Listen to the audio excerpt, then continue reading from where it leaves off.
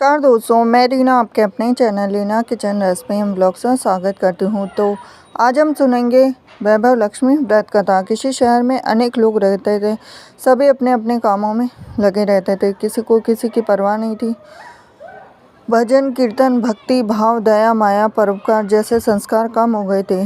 शहर में काफ़ी सारी बुराइयां थी। तो ऐसे में शीला और उनके पति की गृहस्थी मानी जाती थी। शीला धार्मिक प्रकृति की थी, संतोषी स्वभाव की थी। उनका पति भी विवेकी और सुशील था। शीला और उसका पति कभी किसी की बुराई नहीं करते थे। प्रभु भजन में अपना समय व्यतीत करते थे। शहर के लोग उनकी गृहस्थी की सराहना करते थे। देखते ही देखते समय बदल गया और शीला का पति बुरे लोगों से दोस्ती कर बैठा। अब वह जल्द से जल्द करोड़पति बनने के ख्वाब देखने लगा, इसीलिए वह गलत रास्ते पर चल पड़ा। फलस्वरूप वह रोडपति बन गया, यानी रास्ते पर भटकते भिखारी जैसी उसकी हालत हो गई थी। शराब जुआ रेस चरस गांजा वगैरह बुरी आदतों में शीला का पति भी फंस गया। दोस्तों के साथ उसे भी शराब की आदत हो गई। इस प्रकार उसने अपना सब कुछ रेस जुए में गंवा दिया। शीला को पति के बर्ताव से बहुत दुख हुआ, किंतु वह भगवान पर भरोसा कर सब कुछ सहने लगी। वह अपना अधिकांश समय प्रभु भक्ति में बिताने लगी। अचानक एक दिन दोपहर को उनके द्वार पर किसी ने दस्तक दी और शीला ने द्वार खोला तो देखा कि एक माँ जी खड़ी थी। उसके चेहरे पर अलौकिक तेज निखर रहा था। उनकी आंखों में से मानो अमृत बह रहा था। उसका भव्य चेहरा करुणा प्यार से छलक रहा था। उसको देखते ही देखते शीला के मन में अपार शांति छा गई। शीला के रोम रोम में आनंद छा गया। शीला उस माँ जी को आदर के साथ घर में ले आई। घर में बिठाने के लिए कुछ भी नहीं था। शीला ने सकुचा के फटी हुई चादर पर उसको बिठाया। माँ जी बोली, क्यों शीला, मुझे पहचाना नहीं? हर शुक्रवार को लक्ष्मी जी के मंदिर में भजन कीर्तन के समय मैं वहाँ आती हूँ। उसके बावजूद शीला कुछ समय नहीं पा रही थी। फिर माँ जी बोली कि तुम बहुत दिनों से मंदिर नहीं आई, अतः मैं तुम्हें देखने चली आई। माँ जी के अति प्रेम भरे शब्दों से शीला का हृदय पिघल गया और उसके आंखों में आंसू आ गए। बिलक बिलक कर रोने लगी। माँ जी ने कहा, बेटी, सुख और दुख तो धूप और छाव जैसे होते हैं। धैर्य रखो बेटी, मुझे तेरी सारी परेशानी बता। तो माँ जी के व्यवहार से शीला को काफ़ी सबल मिला और सुख की आस में उसने माँ जी को अपनी सारी कहानी कह सुनाई। कहानी सुनकर माँ जी ने कहा कि कर्म की गति न्यारी होती, हर इंसान को अपने कर्म भुगतने पड़ते। इसलिए तू चिंता मत कर, अब तू कर्म भुगत चुकी है, अब तुम्हारे सुख के दिन अवश्य आएंगे। तू तो माँ लक्ष्मी की भक्त है। माँ लक्ष्मी जी तो प्रेम और करुणा की अवतार है। वे अपने भक्तों पर हमेशा ममता रखती है। इसीलिए तू धैर्य रखकर माँ लक्ष्मी जी का व्रत कर, इससे सब कुछ ठीक हो जाएगा। शीला के पूछने पर माँ जी ने उसे व्रत की सारी विधि भी बताई। माँ जी ने कहा, बेटी, माँ लक्ष्मी जी का व्रत बहुत सरल है, इसे वर लक्ष्मी भी कहा जाता है। शीला ये सुनकर आनंदित हो गई और शीला ने संकल्प करके आंखें खोली तो सामने कोई भी नहीं था। वह विस्मित हो गई थी। माँ जी कहाँ गई? शीला को तत्काल यह समझते देर न लगी थी। माँ जी और कोई नहीं, साक्षात लक्ष्मी जी ही थी। दूसरे दिन शुक्रवार था। सवेरे स्नान करके स्वच्छ कपड़े पहनकर शीला ने माँ जी द्वारा बताई गई विधि से पूरे मन से व्रत किया। आखिर में प्रसाद वितरण हुआ और यह प्रसाद पहले अपने पति को खिलाया। प्रसाद खाते ही पति के स्वभाव में फर्क पड़ गया। उस दिन उसने शीला को मारा भी नहीं, सताया भी नहीं। शीला को बहुत आनंद हुआ।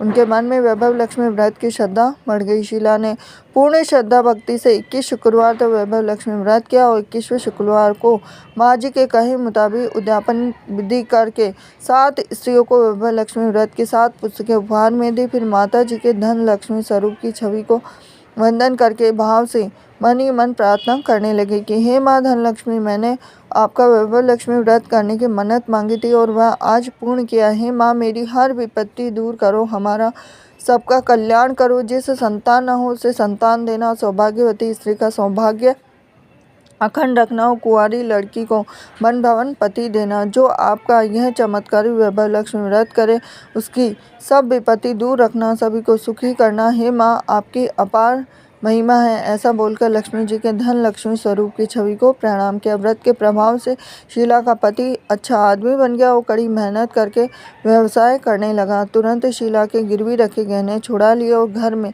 धन की बाढ़ सी आ गई। घर में पहले जिससे सुख शांति छा गई, वैभव लक्ष्मी व्रत का प्रभाव देखकर मोहल्ले की दूसरी स्त्रियां भी विधि पूर्वक करने लगी। तो ये थी लक्ष्मी जी की व्रत कथा। हरे कृष्णा। नमस्कार दोस्तों, मैं रीना आपके अपने चैनल में स्वागत करती हूँ। तो संतोषी माता के व्रत में कौन से फल खाने चाहिए और कौन से फल नहीं खाने चाहिए। शुक्रवार व्रत के दौरान शाम के समय में एक समय भोजन ग्रहण करना चाहिए और इस दिन खट्टे फल और सब्जी का सेवन बिल्कुल भी नहीं करना चाहिए। और व्रत में आप सभी तरह के फल खा सकते हैं संतोषी माता के व्रत में, लेकिन जो खट्टे फल है वो बिल्कुल नहीं खाने चाहिए, जैसे संतरा, अंगूर, पपीता, खरबूज, तरबूज और भी काफ़ी फल हैं जिन फलों का सेवन बिल्कुल भी नहीं करना चाहिए। इस दौरान व्रत करने का संकल्प लें और प्रसाद को दूसरे लोगों के बीच बांट दें। याद रखें कि प्रसाद उन्हीं लोगों को दें जो कि खट्टी चीज़ों का सेवन नहीं करेंगे। पूरे दिन संतोषी माता का ध्यान करते हुए व्रत रखे, शाम के समय दिया बाती करने के बाद खाना खाएं, लेकिन खट्टी चीज़ों को गलती से भी खाने में शामिल बिल्कुल भी ना करें। अब सब्जियों में खीरा है तो खीरा भी खट्टा होता है, तो खीरा भी आपको सब्जियों के दौरान नहीं खाना चाहिए। अब जब माता संतोषी का 16 शुक्रवार का व्रत करें, फिर उद्यापन कर ले। फिर उद्यापन में चने की सब्जी और पूरी बनाई जाती है और खीर बनाई जानी चाहिए। संतोषी माता की पूजा आमतौर पर 16 सप्ताह की अवधि के लिए शुक्रवार की जाती है। आपके पास एक संतोषी मैट, फोटो, पूजा पुस्तक जिसमें कहानी है, क्या आवश्यकता होगी। प्रसाद के लिए आपको भुने हुए चने, गुड़ और हरे केले की भी आवश्यकता होती है। संतोषी माता के व्रत में जब भोजन ग्रहण किया जाता है तो उसमें काफ़ी चीज़ें हैं जिनका आपको ध्यान जरूर रखना चाहिए। इस व्रत में भूल कर भी खट्टी चीज़ों को अपने खाने में शामिल नहीं करना चाहिए। अब ये है कि काफ़ी लोग जैसे इस दिन दूध का सेवन कर सकते, खीर खा सकते, रसगुल्ला खा सकते, चना, गुड़ खा सकते हैं, लेकिन सेब, अनार इत्यादि इन सब फलों को खाने में शामिल नहीं करना चाहिए। व्रत के दौरान जैसे आप और दूसरा शुक्रवार जैसे वैभव लक्ष्मी का व्रत करते हैं तो पपीते का सेवन कर सकते हैं, लेकिन जो संतोषी माता के व्रत में पपीते का सेवन बिल्कुल भी नहीं किया जाता है, क्योंकि शुक्रवार को खट्टा इसलिए क्यों नहीं खाते आपको पता है। मैं आपको बताना चाहती हूँ कि हिंदू शुक्रवार को शुक्र के साथ जोड़ते हैं। प्रत्येक ग्रह में स्वाद की प्रकृति होती है, लेकिन घी, चीनी, सफ़ेद चावल माने जाते हैं शुक्र ग्रह से। लेकिन कभी कभार ये भी है कि भूल कर भी आपको शुक्रवार के दिन खट्टा दही बिल्कुल भी नहीं खाना चाहिए, दही बिल्कुल नहीं खाना चाहिए। तो ये थी खास जानकारी आपके लिए। वीडियो अगर आपको थोड़ा सा भी रोचक लगा हो तो वीडियो को लाइक करें, चैनल को सब्सक्राइब करें, बेल आइकन प्रेस करें। हरे कृष्णा। नमस्कार दोस्तों, मैं रीना आपके अपने चैनल में स्वागत करती हूँ। तो शुक्रवार के व्रत में खटाई क्यों नहीं खाई जाती है, इस वीडियो में आपको दी जाएगी पूरी जानकारी।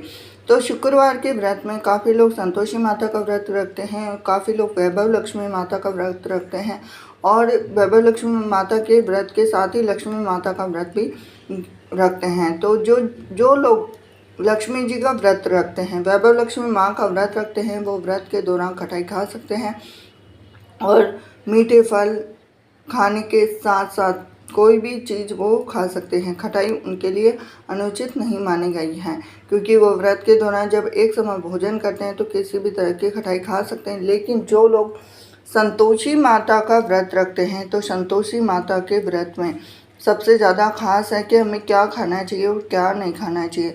तो संतोषी माता के व्रत में हमें जो चीज़ नहीं खानी चाहिए वह है खटाई। तो खटाई इसलिए नहीं खाई जाती है क्योंकि संतोषी माता के व्रत में संतोषी माता को खटाई बिल्कुल भी पसंद नहीं है। न केवल जो व्रत रखता है वह खटाई नहीं खाता, बल्कि वह उसके घर के प्रत्येक सदस्य को भी खटाई बिल्कुल नहीं खाना चाहिए। आप इसके बजाय आप मीठे फल खा सकते हैं और कोई भी मीठी चीज़ बनाकर खा सकते हैं, लेकिन खटाई का सेवन जिस भी चीज़ में खटाई होती है, चाहे वह फल हो, चाहे कुछ भी हो, चाहे आपका सदस्य हो, कोई भी हो, तो वह इन फलों के साथ साथ फलों में काफ़ी फल है जो कि जिनमें खटाई होती है, उन फलों का सेवन बिल्कुल भी ना करें। तो आपको ये खास चीज़ पे ध्यान रखना है कि संतोषी माता के व्रत में खटाई बिल्कुल भी नहीं खानी चाहिए, क्योंकि माता को खटाई बिल्कुल भी पसंद नहीं है। और जो अगर खटाई खाता है तो माता क्रोधित हो जाती है और उसका दुष्परिणाम उसको भुगतना पड़ता है। तो आप ध्यान रखें अगर आपकी श्रद्धा भक्ति हो और आप करने जैसे हो तब भी संतोषी माता का व्रत झेलें या फिर संतोषी माता का व्रत करें, नहीं तो व्रत बिल्कुल भी ना करें। तो ये थी खास जानकारी आपके लिए। वीडियो अगर आपको पसंद आया हो तो वीडियो को लाइक करें, चैनल को सब्सक्राइब करें, बेल आइकन प्रेस करें। ऐसी जानकारी के लिए मेरे साथ बने रहिए। हरे कृष्णा।